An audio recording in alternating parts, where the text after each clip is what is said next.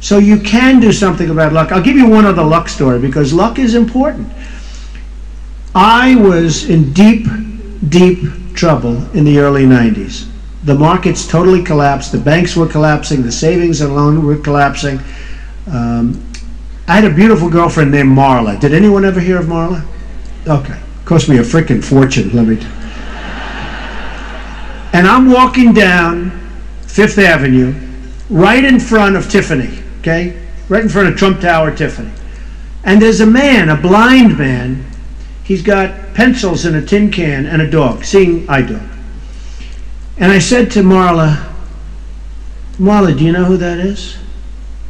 She goes, yes, darling. Isn't it sad? He's a beggar.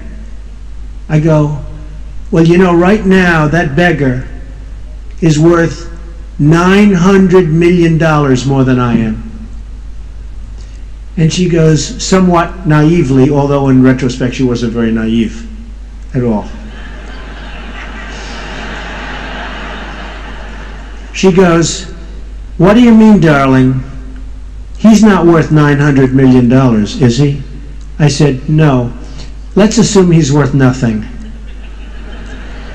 But I'm worth minus $900 million right now.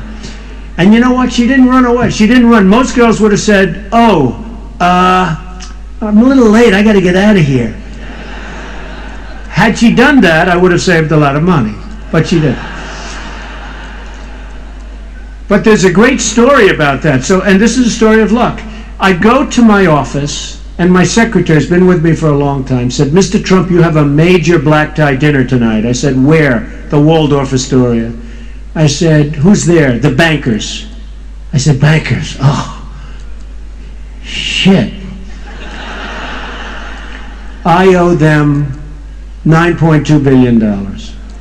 Okay? Have no intention of paying it. And I have to go to a banker's den. It's true. So I say, I don't want to go. I'm not going. She said, no, you got to go. And, you know, on top of it, it's black tie. So now on top of everything else, I have to put on a tuxedo to get abused. So I go. I say, you know, I go home, not even think. And then I call myself. I say, give me the details. I'm going to go. Okay, now we're talking about luck. So I go.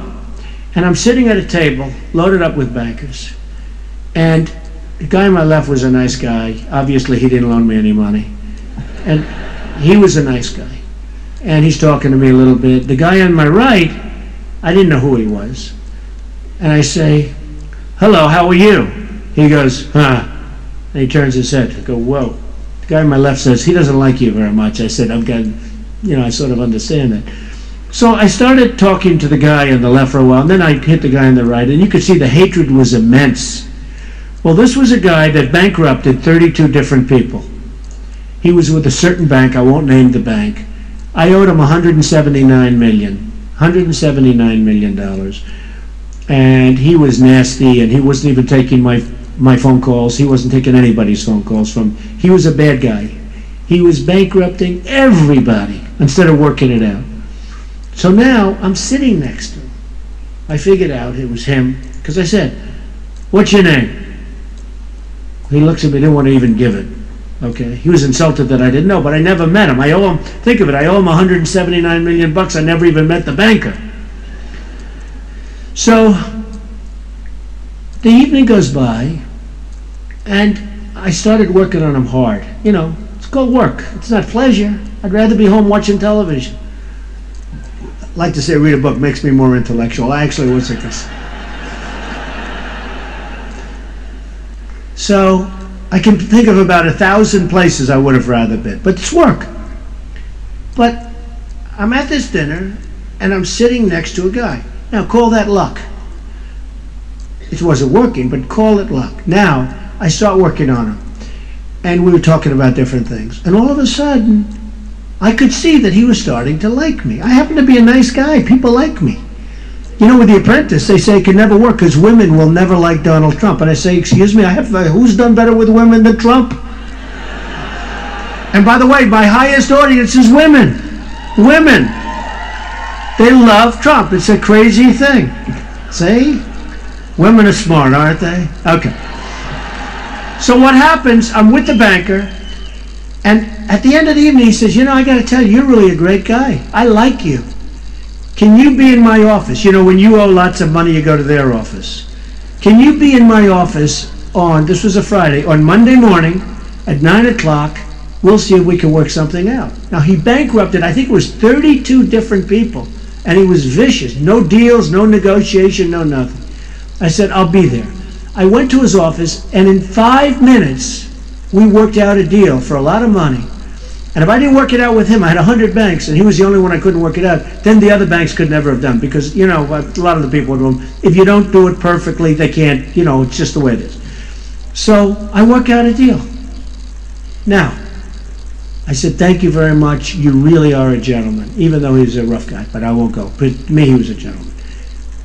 But think about the word luck, and think about working hard. I didn't want to go there. I said, I'm not going. I refused to go. My secretary gave me one more chance. I went. I happened to sit next to the guy, but I would have never sat next to him. And had I not gone, and had I not sat next to him and done well with him, I probably wouldn't be here, because the empowerment group would say, who the hell wants a loser? Who the hell? Well, maybe they'd have me as how to blow a fortune. Okay? So, the word luck, and I consider that to be an important thing, because the word luck, you can make yourself luckier.